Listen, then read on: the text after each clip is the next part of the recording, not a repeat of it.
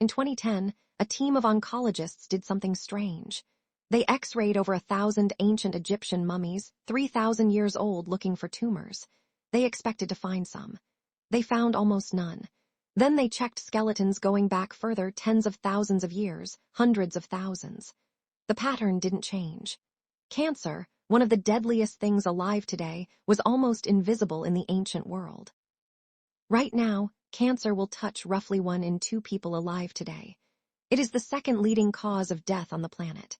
But go back before agriculture, before cities, before almost everything you'd call civilization, and the disease that terrifies modern humans more than almost any other barely shows up in the record at all.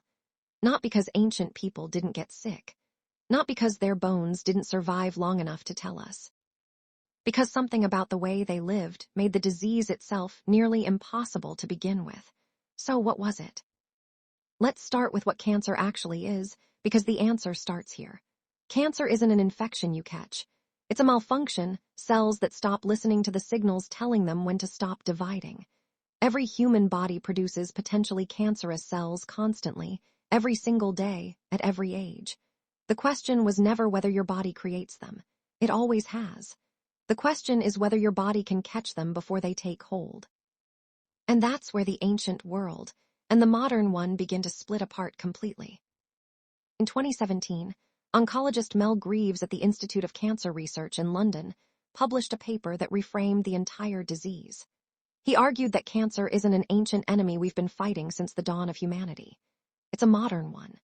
Greaves studied populations still living something close to a hunter-gatherer lifestyle, the Tsimane of Bolivia, the Hadza of Tanzania, and found cancer rates that were, in some cases, less than 1/10 of what industrialized nations experience. These aren't people with access to cancer screening or early treatment.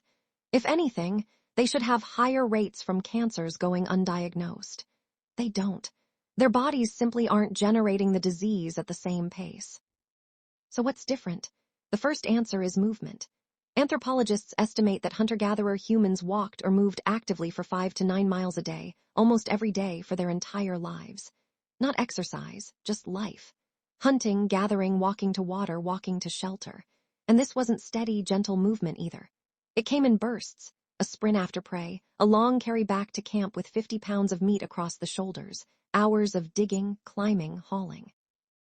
Modern exercise science calls this pattern irregular high-intensity movement, and it turns out to matter enormously. A 2011 study in the Journal of Applied Physiology found that this kind of unpredictable, load-bearing activity regulates insulin sensitivity and reduces chronic inflammation far more effectively than steady, low-intensity movement, and insulin and inflammation are 2 of the clearest accelerants for cancerous cell growth we know of.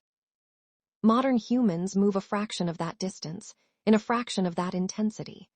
Some studies estimate the average person in an industrialized country walks less than 1.5 miles a day, and most of that at one flat, unchanging pace. That gap didn't exist for 300,000 years. It exists now, and your cells know the difference even if you don't. The second answer is food, and it's not what wellness culture tells you. Ancient diets weren't magic. They weren't perfectly balanced or expertly designed.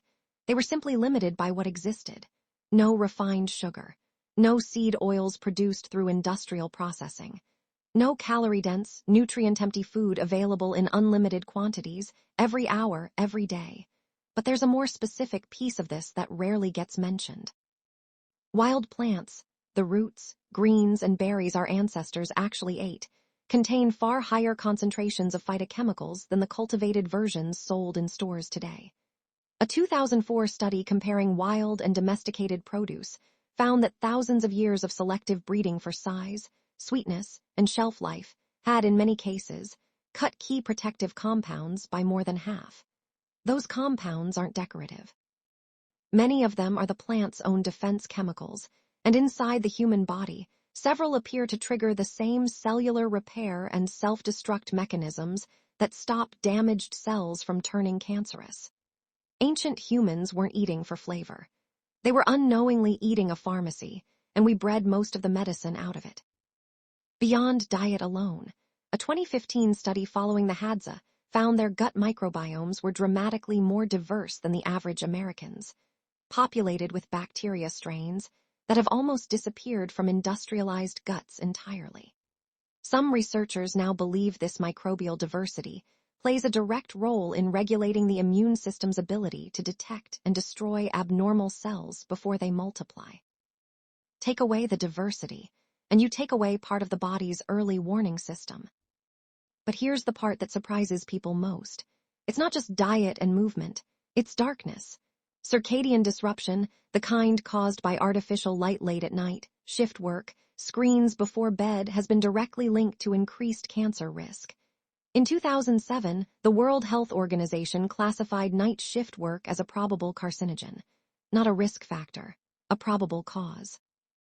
Your body repairs damaged cells most efficiently during deep, uninterrupted sleep, timed to a dark, predictable night.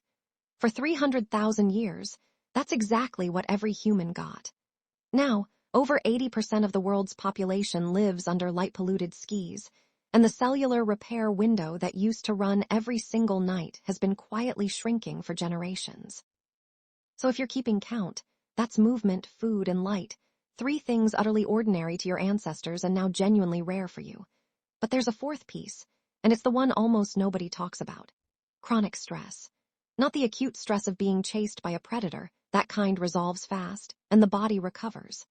The kind that damages you is sustained, low-grade stress with no resolution, the kind that comes from decades of financial pressure, isolation, and uncertainty with no clear end. Researchers studying cortisol, the body's primary stress hormone, have found that prolonged elevation suppresses the immune system's natural cancer surveillance function, the process where immune cells patrol the body and eliminate abnormal cells before they can grow. Ancient stress had a shape. It spiked, and then it ended. Modern stress often doesn't end at all. Here's the part that should stop you. None of this means ancient humans were immune. Cancer existed then too. Evidence of it appears in some of the oldest skeletons ever found, including a hominin bone over 1.5 million years old showing signs of malignant tumor growth. Cancer is not new. It's ancient, older than our species itself. What's new is the rate. What's new is a body evolved for irregular, powerful movement sitting still for 10 hours a day. A gut built for wild, chemical-rich diversity fed the same 5 processed ingredients on repeat. A repair system built for total darkness bathed in blue light until midnight.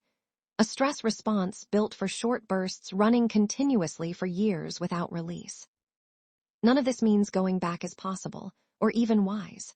Ancient life carried its own brutal costs. The average lifespan was short, infection killed easily, childbirth was often fatal. Nobody is arguing for a return to the Stone Age, but researchers studying these gaps aren't pointing backward, they're pointing at what closes the distance. Regular, irregular movement instead of scheduled cardio alone. A wider, more varied plate instead of the same 5 foods on repeat.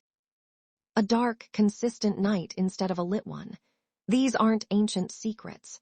They're just the conditions your body has been asking for the entire time, quietly, underneath everything else. Your body is not broken. It's not malfunctioning.